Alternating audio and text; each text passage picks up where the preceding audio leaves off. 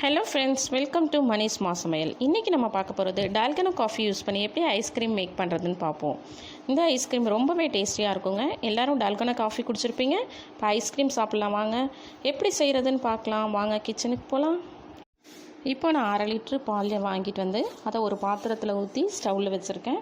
இது நல்லா கொதித்து பொங்கி வந்ததுக்கப்புறமா அந்த ஆடையெல்லாம் சைடில் அப்படியே கிண்டி விட்டுட்டே இருக்க வேண்டியதுதான்.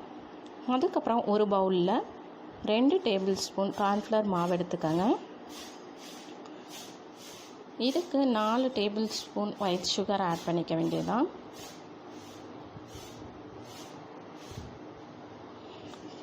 இப்போது இதில் கொஞ்சோண்டு பால் மிக்ஸ் பண்ணி நல்லா லிக்யூட் கன்சிஸ்டன்சிக்கு கலக்கி மிக்ஸ் பண்ணி வச்சுக்க வேண்டியதுதான். இந்த மாதிரி இப்போது இந்த பால் 1/2 லிட்டர் பால் ஒரு 1/4 லிட்டர் வர வரைக்கும் சுண்டி வரட்டுங்க. இதில் நம்ம எந்த க்ரீமும் ஆட் பண்ண போகிறது கிடையாது.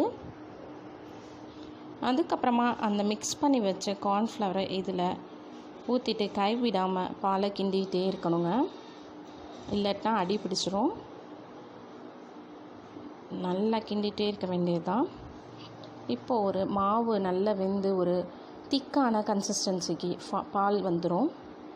இப்போ பாருங்கள், ஓரளவுக்கு திக்காகிடுச்சு. இப்போ ஓரளவுக்கு திக்கானதும் ஸ்டவ் ஆஃப் பண்ணிவிட்டு இதை அப்படியே ஆற வச்சுக்க வேண்டியதாங்க.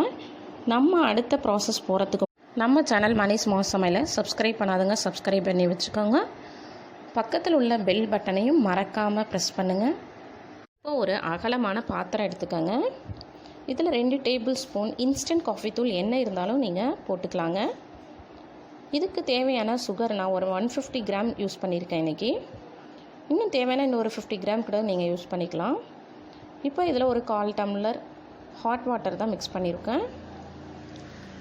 மிக்ஸ் பண்ணிவிட்டு ஒரு கரண்டியோ ஒரு ஸ்பூனை வச்சு நல்லா மிக்ஸ் பண்ணிக்கிட்டே இருக்க வேண்டியதுதான். இது கைவிடாமல் கலக்கிக்கிட்டே இருக்கணுங்க.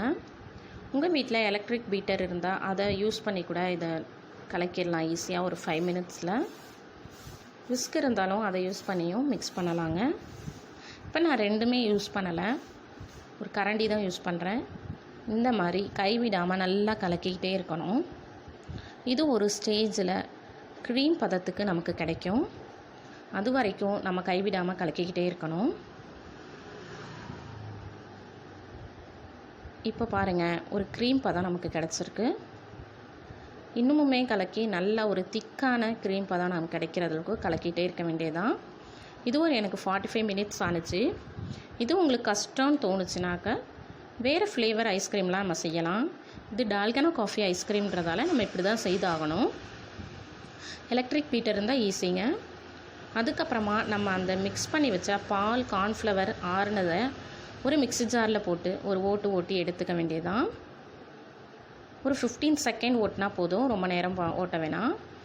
இப்போது இந்த காஃபி தூள் க்ரீம் பதத்தில் அந்த பாலை மிக்ஸ் பண்ணிவிட்டு இதையும் நல்லா கலக்கி விட்டுக்க வேண்டியதுதான். ஒயிட் கலர் தெரியாத அளவுக்கு 2யும் மிக்ஸ் பண்ணி வச்சுக்கணும் நம்ம. அதுக்கப்புறமா ஒரு ஏர்டைட் கண்டெய்னரில் இந்த கலவையை ஊற்றி வச்சிடலாங்க. ஃப்ரீசரில் நல்ல ஃபுல் மோடு வச்சுட்டு அதை ஏர்டைட் கண்டெய்னர் பாக்ஸை நம்ம அப்படியே வச்சுருவோம். ஒரு 3 ஹவர்ஸ் வச்சிடலாம். இதுக்கப்புறம் 3 ஹவர்ஸ் கழிச்சிருச்சு. இதை எடுத்து நம்ம திரும்ப ஒரு மிக்ஸி ஜாரில் போட்டு திரும்ப ஒரு 15 மினிட்ஸ் நல்லா நுர பதத்துக்கு வர அளவுக்கு அடிச்சுக்கணும். இப்போ பாருங்கள், மிக்ஸியில் அடித்தாச்சு. இங்கே பாருங்கள், நுர மாதிரி இருக்குது பாருங்கள். இதை திரும்பவும் நம்ம மூடி அதே கண்டெய்னரில் வச்சுட்டு ஃப்ரீசரில் ஒரு நாள் நைட்டு ஃபுல்லாக வச்சிடலாம். நீங்கள் இது ஒரு ஈவினிங்கே ரெடி பண்ணிங்கன்னா மறுநாள் காலையில் சாப்பிட்லாங்க.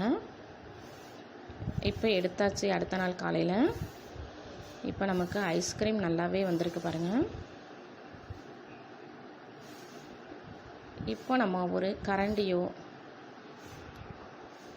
மறுநாள் காலையில் எடுத்துட்டேங்க. இதுக்கப்புறம் ஒரு குழிக்கரண்டியை வச்சு நம்ம இதை எடுத்து அடுத்த சர்வ் பண்ணலாங்க. இப்போ பாருங்கள், ரொம்பவே அருமையாக இருக்குது. இந்த வீடியோ பிடிச்சிருந்தால் லைக் பண்ணுங்கள், ஷேர் பண்ணுங்கள், கமெண்ட் பண்ணுங்கள். தேங்க்யூ ஃபார் வாட்சிங்.